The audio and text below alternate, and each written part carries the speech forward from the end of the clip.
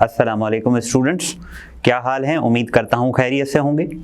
तो आज हमने जो लास्ट डिस्कशन हमारी हुई थी वो हुई थी एंथैल्पी के हिसाब से, ठीक है, थर्मोकेमिस्ट्री। अब थर्मोकेमिस्ट्री या थर्मोमेट्री एक ब्रांच है केमिस्ट्री की जिसमें हम डील करते हैं कि किसी रिएक्शन में कितनी हीट एब्जॉर्ब होगी या कितनी हीट रिलीज होगी, उसकी मेजरमेंट का नाम है थर्मोकेमिस्ट्री, ठीक है। उसकी मेजरमेंट का नाम क्या है? थर्मोकेमिस्ट्री। अब ये हीट जो है किसी रिएक्शन से इवॉल्व होगी या रिएक्शन में एब्जॉर्ब होगी या रिलीज होगी, तो उस हीट की रिलीज होना, अब हमें पता है कि रिएक्शंस जब होते हैं तो reactions are followed by the change in enthalpy. Enthalpy में चेंज होगा तो रिएक्शन होगा। चेंज का मतलब या एनर्जी एब्जॉर्ब होगी या एनर्जी रिलीज होगी। और एक ही रिएक्शन एक स्टेप में भी हो सकता है, एक से ज्यादा स्टेप्स में भी हो सकता है, ठीक है। रिएक्शन एक स्टेप में भी हो सकता है, एक से ज्यादा स्टेप में भी हो सकता है, रिएक्शन वही हो। तो उसके अंदर जो एंथैल्पी है या उसके अंदर जो एंथैल्पी का चेंज है, वो चेंज किन चीजों पे डिपेंड करता है, किन फैक्टर्स पे डिपेंड करता है।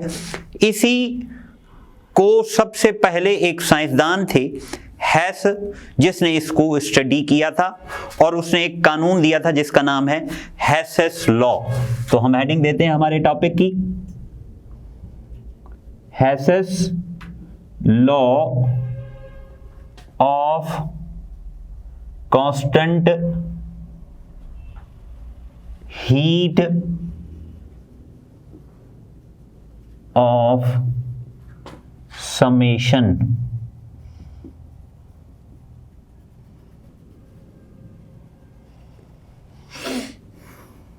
Hess's law of constant heat of summation. अब देखो, लफ्ज से ही पता चल रहा है कि हैसेस लॉ माना साइंसदान का नाम है। Hess's law heat of constant या Hess's law of constant heat of summation, माना हीट को अगर आप सम करोगे, प्लस करोगे, तो उसका जवाब क्या आएगा? उसका जवाब आएगा कांस्टेंट, उसका जवाब आएगा सेम, ठीक है। वो जवाब चेंज नहीं होगा, वेरी नहीं करेगा, वो जवाब सेम आएगा। तो that is called हैसेस law of constant heat of summation. तो अब टॉपिक में, जैसे मैं आपको बताता हूं कि पहले हम टॉपिक का इंट्रोडक्शन लिखेंगे, ठीक है।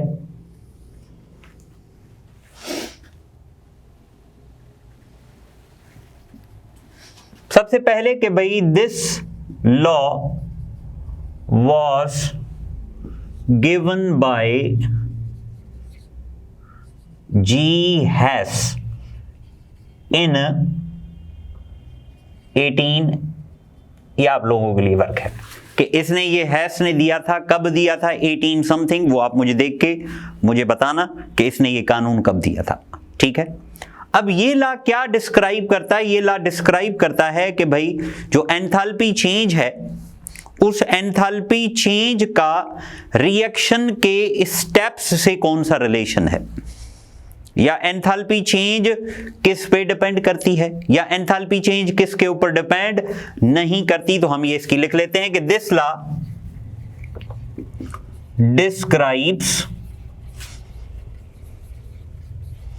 The relation between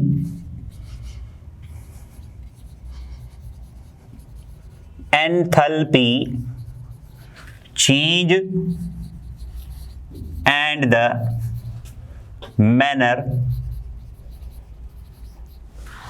of the reaction.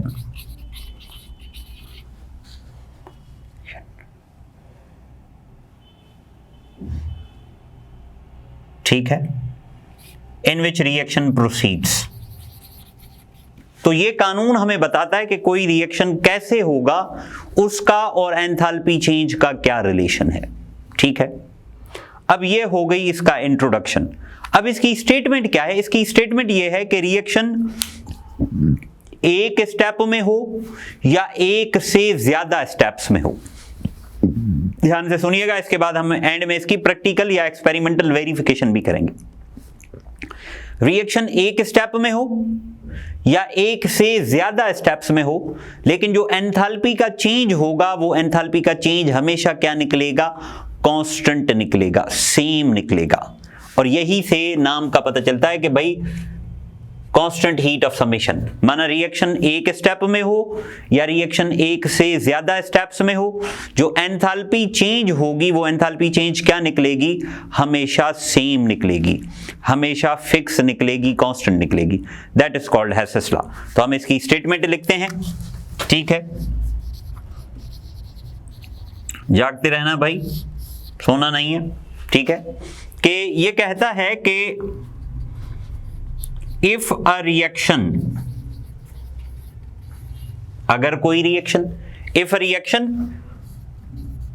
Takes place in one step और इन सेवरल स्टेप्स, अगर कोई रिएक्शन एक स्टेप में हो या एक से ज्यादा स्टेप्स में हो, if a reaction takes place in one step और in several steps, the enthalpy change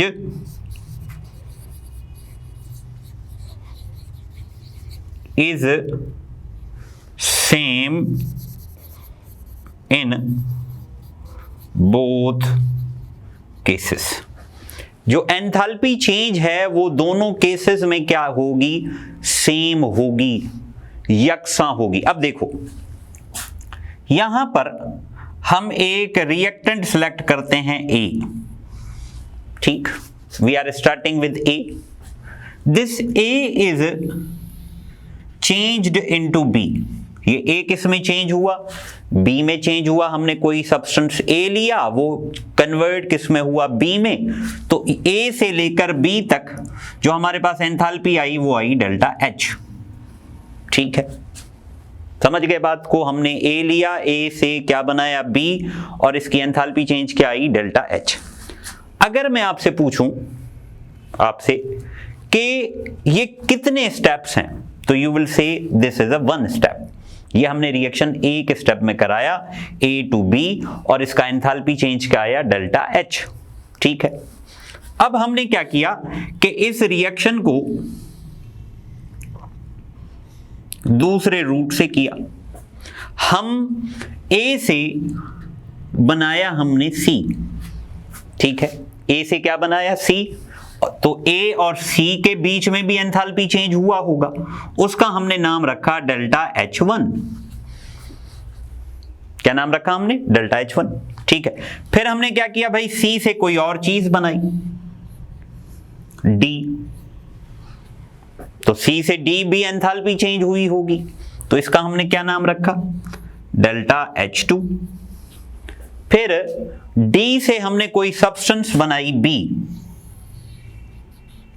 इसका एंथैल्पी भी चेंज हुआ होगा, उसका हमने नाम रखा डेल्टा H3। अगर आप देखो तो हम कहां पर जाके हुए, एंड बी पर, मींस दिस इज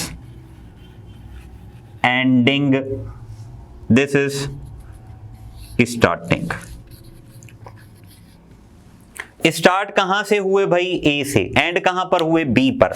पहले तरीके में था, पहले रूट में था कि हम ए से बी गए डायरेक्ट, दूसरे रूट में यह हुआ कि हम ए से आए बी, ए से आए सी, फिर सी से गए डी, फिर डी से गए बी।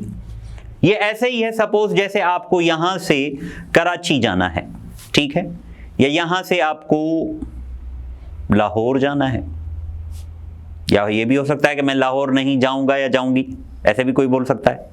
लेकिन अगर हम यहां से थोड़ा मुफासला कवर करें, फिर उतरें, फिर मुफासला कवर करें, फिर उतरें, फिर मुफासला कवर करें, फिर उतरें, तो क्या होगा कि हमने एक, तो हम एक डायरेक्ट गाड़ी में चढ़ गए, डायरेक्ट कोच में चढ़ गए, उसने डायरेक्ट यहां से उठाया, हमने कराची में जाके छोड़ा। दूसरी गाड़ी ने क्या किया, एक जगह नूरियाबाद छोड़ा, फिर आगे छोड़ा, फिर आगे छोड़ा, इस स्टेप्स में हुआ। बातें वही थी, स्टार्टिंग हैदराबाद से, एंड कराची पर। तो यहां स्टार्टिंग ए से, एंड कहां पर, बी पर। लेकिन फर्क क्या है कि ए से बी हम गए डायरेक्ट, दूसरा क्या है कि ए से गए सी तक, सी से गए डी, डी से गए फिर बी। कानून कहता है कि रिएक्शन एक स्टेप में हो या सेवरल स्टेप्स में हो, उनकी जो एंथैल्पी का चेंज है वो क्या निकलेगा, कांस्टेंट निकलेगा, एंथैल्पी चेंज सेम निकलेगी। अब यहां से यहां तक की एंथैल्पी अगर कोई पूछे कि भाई A to B की एंथैल्पी क्या है, तो हम क्या कहेंगे कि भाई A to B की एंथैल्पी, यहां हम लिखते हैं कि एंथैल्पी चेंज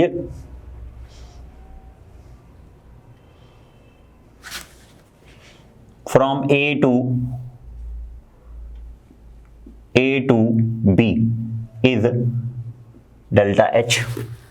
ठीक है, एंथैल्पी चेंज क्या निकली, A to B delta H। फिर दूसरा एंथैल्पी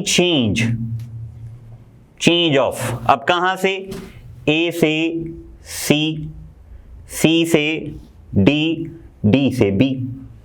अब देखो यहां कितनी एंथैल्पीज हैं ओवरऑल, अगर मैं पूछूं कि भाई हमें पता है कि यहां से यहां तक क्या था, डेल्टा H1, यहां से यहां तक क्या था, डेल्टा H2, यहां से यहां तक क्या था, डेल्टा H3। लेकिन अगर कोई हमसे पूछे कि भाई टोटल क्या होगी, तो क्या बताएंगे हम, delta H1 plus delta H2 plus delta H3, यही होगी ना।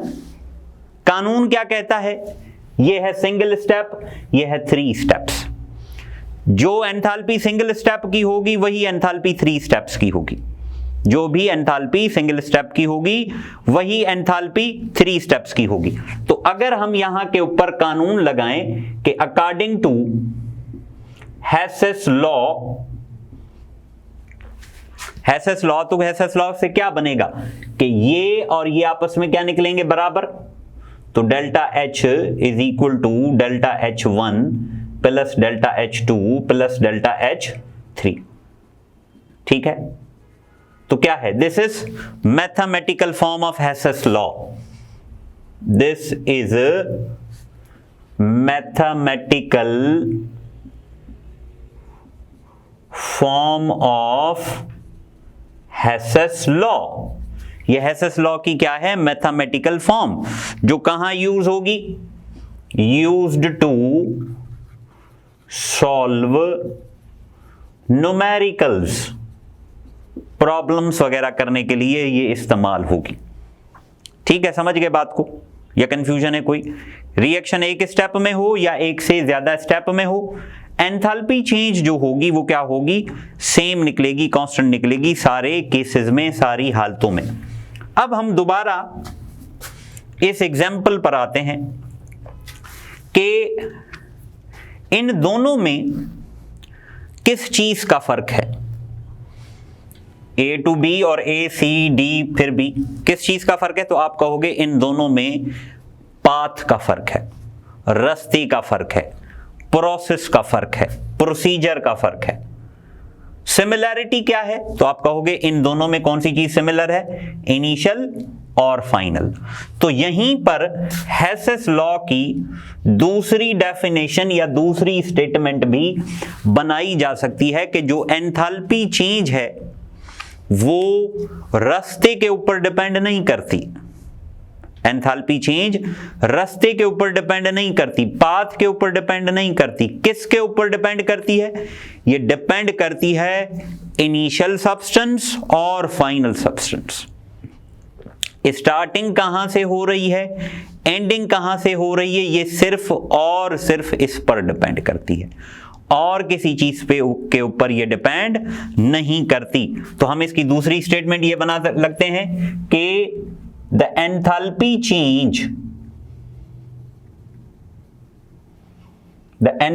change is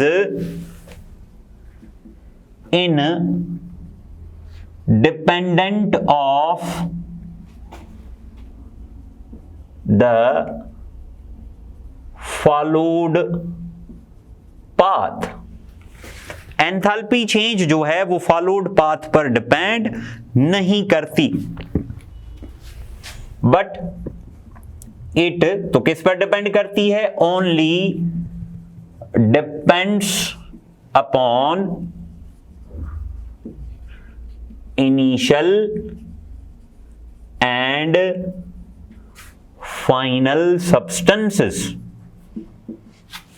ये किसके ऊपर डिपेंड करती है, सिर्फ और सिर्फ इनिशियल सब्सटेंस और फाइनल सब्सटेंसेस के ऊपर। ठीक है, तो अब हम अगर इसकी एक्सप्लेनेशन लिखें तो एक्सप्लेनेशन क्या होगी? एक्सप्लेनेशन ये होगी कि हमने किसी भी रिएक्शन को एक स्टेप में कराएं या एक से ज्यादा स्टेप्स में कराएं, एंथैल्पी चेंज पे कोई फर्क नहीं आएगा। तो it means if a reaction proceeds in one step or in two or three or more steps,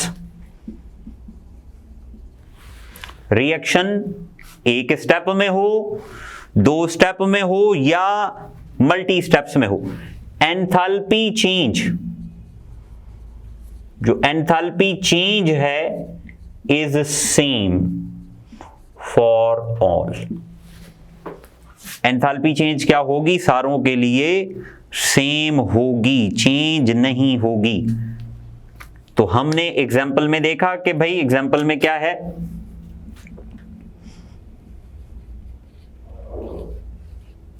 A is directly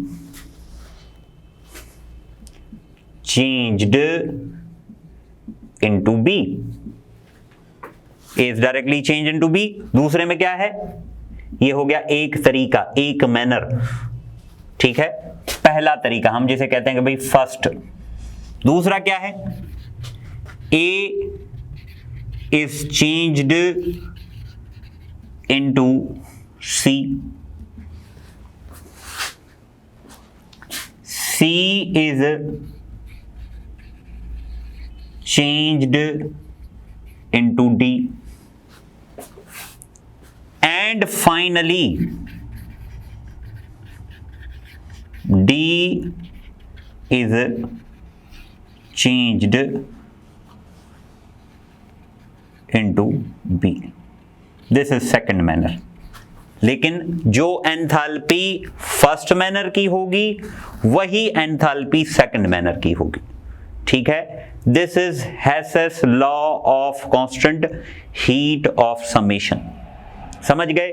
दोबारा समझें। हेसेस लॉ, ये एक साइंसदान था, हेस नामी, उसने दिया था ये कानून। एक किस्म की रिलेशन दिखाता है किसके दरमियान? एंथैल्पी चेंज के दरमियान और उसके मैनर के दरमियान, जिस मैनर से वो रिएक्शन हो रहा है। इसकी स्टेटमेंट क्या थी कि रिएक्शन एक स्टेप में हो या एक से ज्यादा स्टेप में हो, एंथैल्पी चेंज सेम रहेगी। जो हमने लिखा है कि if a reaction takes place in one step और in several steps, the enthalpy change is same in both cases. या दूसरे लफ्जों में हमने क्या कहा कि रिएक्शन जो है वो पाथ के ऊपर डिपेंड नहीं करता। किसके ऊपर डिपेंड करता है? रास्ते के ऊपर डिपेंड करता है। ठीक है, रास्ते के ऊपर डिपेंड नहीं करता, पाथ के ऊपर डिपेंड नहीं करता। किसके ऊपर डिपेंड करता है? इनिशियल और फाइनल सब्सटेंसेस के ऊपर। वो भी हमने लिखा, the enthalpy change is independent of the followed path but it only depends upon initial and final substances. ये किस पे डिपेंड करता है? इनिशियल और फाइनल सब्सटेंसेस के ऊपर। ठीक है, उसकी फिर हमने एक्सप्लेनेशन एग्जाम्पल भी लिखा। ठीक है, समझ में आया होगा। इसके बाद हम, आप इसको नोट करें तो हम इसकी प्रैक्टिकल एग्जाम्पल करते हैं।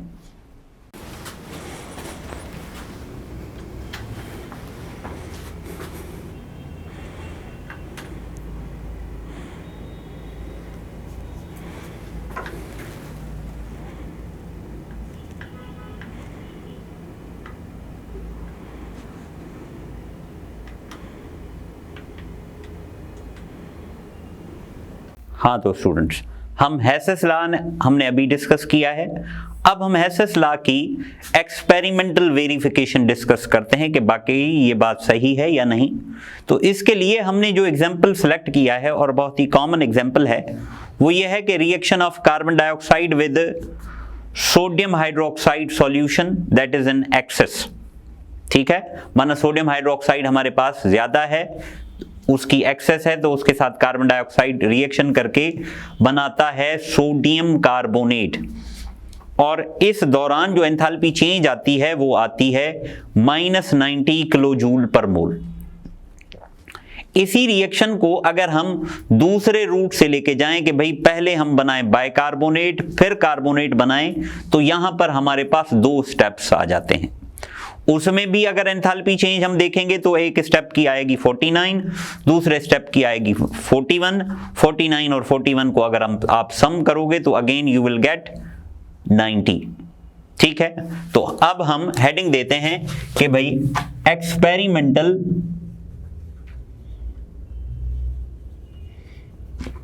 वेरिफिकेशन ऑफ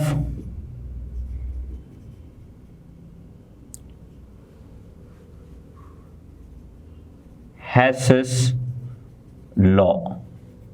ठीक है, experimental verification of Hess's law. तो एक्सपेरिमेंटली हम इसको वेरीफाई कर सकते हैं बाय द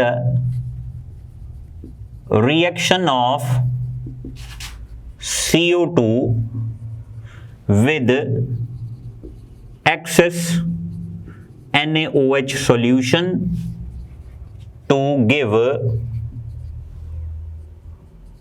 सोडियम कार्बोनेट। ठीक है, या हम ये भी कह सकते हैं कि यहां हम इसकी एंथैल्पी मेजर करेंगे किसके साथ, सोडियम कार्बोनेट नहीं, सोडियम हाइड्रोक्साइड और कार्बन डाइऑक्साइड के रिएक्शन के साथ। तो हम यहां पर बनाते हैं, स्टेप्स बनाते हैं। देखो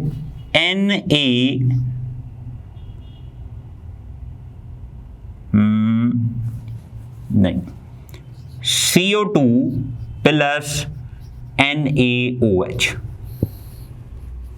CO2 plus NaOH। NaOH excess है, माना 2 मोल्स NaOH के हैं, तो ये हमें क्या देगा, ये हमें देगा सोडियम कार्बोनेट प्लस वाटर।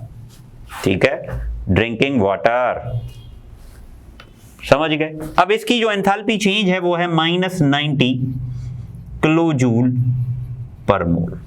ये समझ लें कि ये हमने रिएक्शन का एक ही स्टेप करवाया। अब हम क्या करते हैं कि इस रिएक्शन का दूसरा ट्रेंड लेके जाते हैं। यहां इसमें हम मिलाते हैं NaOH। ठीक है, NaOH का 1 मोल। ठीक है, 1 मोल NaOH मिलाते हैं तो हमारे पास बन जाता है NaHCO3। क्या बन जाता है, NaHCO3। तो जैसे ही हम इसको 1 मिलाएंगे तो एंथैल्पी चेंज आएगी। इसकी एंथैल्पी चेंज है -49 किलो जूल पर मोल। फिर क्या करते हैं, हम इसमें और NaOH मिलाते हैं तो हमारे पास ये बन जाएगा, क्या बन जाएगा, सोडियम कार्बोनेट बन जाएगा और वाटर बन जाएगा। इसकी जो एंथैल्पी चेंज है वो एंथैल्पी चेंज है -41 किलो जूल पर मोल। अगर आप यहां देखें तो स्टार्टिंग मटेरियल CO2 और NaOH, ending material Na2CO3 and water. सही है, लेकिन फर्क है, यहां हमने NaOH मिलाया, पहले बनाया सोडियम बाइकार्बोनेट, फिर NaOH मिलाया, फिर मिला बाइकार्बोनेट। तो अगर हम इसके ऊपर लॉ अप्लाई करें तो हेसेस लॉ क्या कहता है कि भाई enthalpy of first manner must be equal to enthalpy of second manner, enthalpy of first step must be equal, first sequence must be equal to second sequence. ठीक है, तो पहले केस में, फर्स्ट केस में अगर हम एंथैल्पी देखें, enthalpy change क्या है, एंथैल्पी चेंज कहां से कहां तक है भाई, वो एंथैल्पी चेंज हमारे पास है -90 किलो जूल पर मोल। सेकंड केस में एंथैल्पी चेंज क्या है वो हमारे पास देखो 2 आ गई हैं, तो दोनों का सम होगा ना भाई, -49 -41, तो इसका जवाब क्या आ गया, -90। तो क्या निकला,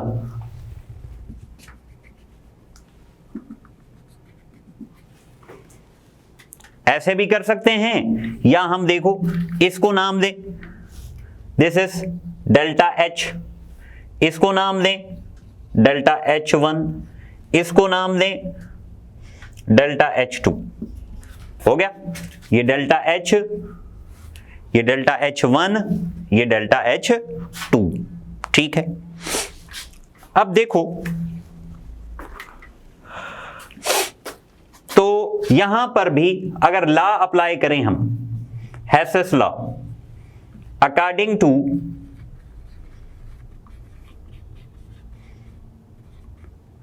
हेसेस लॉ के मुताबिक क्या होगा, delta H is equal to delta H1 plus delta H2। Delta H की वैल्यू कितनी है, -90, वो फिलहाल नहीं रखते हम। डेल्टा H1 कितना है, -49 प्लस ये कितना है, -41, -49 -41 कितना हो गया, -90, डेल्टा H भी कितना है, -90। तो means hence law is verified कि रिएक्शन की जो एंथैल्पी है वो एक स्टेप में हो या एक से ज्यादा स्टेप्स में हो, एंथैल्पी चेंज हमेशा क्या रहेगा, सेम रहेगा, कांस्टेंट रहेगा। ठीक है, अब इसी लॉ को बेस बनाकर हम बहुत सारी चीजें कैलकुलेट कर सकते हैं जो इसकी एप्लीकेशन में आता है कि भाई इसको बेस बना के हम हीट ऑफ फॉर्मेशन निकाल सकते हैं, हीट ऑफ न्यूट्रलाइजेशन निकाल सकते हैं, हीट ऑफ कंबशन निकाल सकते हैं, बहुत सारी एनर्जीज इसके थ्रू हम कैलकुलेट कर सकते हैं। ठीक है, तो नेक्स्ट लेक्चर में मुलाकात होगी। आई होप आपको ये डिस्कशन समझ में आई होगी। फिर भी कोई कंफ्यूजन हो तो आप मेरे से पूछ सकते हैं। थैंक्स, अल्लाह हाफिज।